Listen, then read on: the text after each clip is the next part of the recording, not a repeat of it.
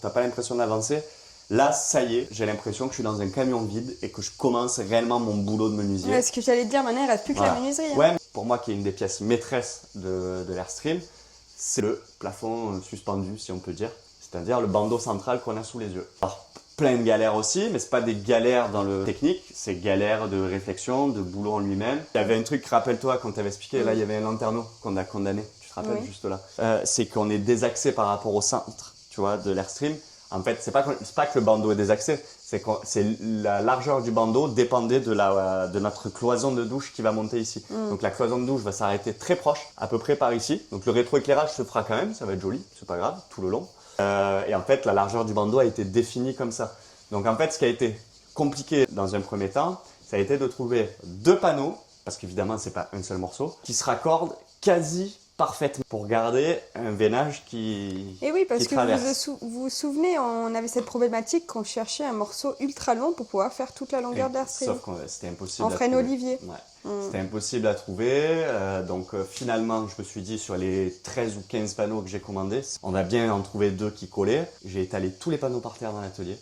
Et je jouais à Tetris avec les panneaux, à les mettre bout à bout pour essayer de trouver des morceaux de veinage qui correspondaient. On est quasiment parfait, mais ça se noie dedans. C'est-à-dire, tu vois ces deux veinages là?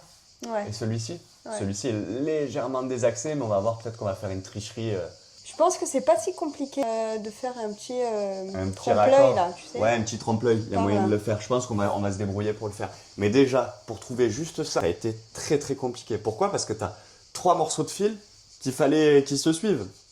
Donc quand t'en as qu'un, bon à la limite tu combines. Quand t'en as 3, c'est compliqué. Donc là, pour te donner une idée, je suis parti. J'ai un panneau, je suis au bord. Et j'ai l'autre panneau, j'ai 3 quarts de chute. Et les 3 fils qui m'intéressaient sur celui-ci, c'était en plein milieu. Donc j'ai tout décalé. Bon, c'est des chutes qui serviront, tu vois.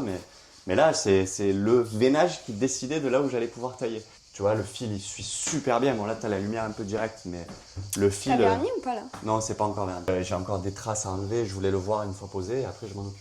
Là, je suis assez content de ça. On a un rendu qui est vraiment magnifique. Ce dont je suis très content, c'est ça. Donc, tu te souviens, on avait posé des lanternes au camping-car pour pas qu'ils soient emmerdés avec des trucs qui ont 60 ans. Je me suis bien démerdé pour l'encadrement, pour la découpe, tu vois. On tombe vraiment parfaitement autour du cadre de lanterneau. On a réussi à le mettre affleurant ou légèrement en retrait, tu vois, pour que cette partie-là du cadre soit affleurante. Et si jamais il y a un problème de moustiquaire, tu peux démonter? On le démonte sans aucun problème, il passe.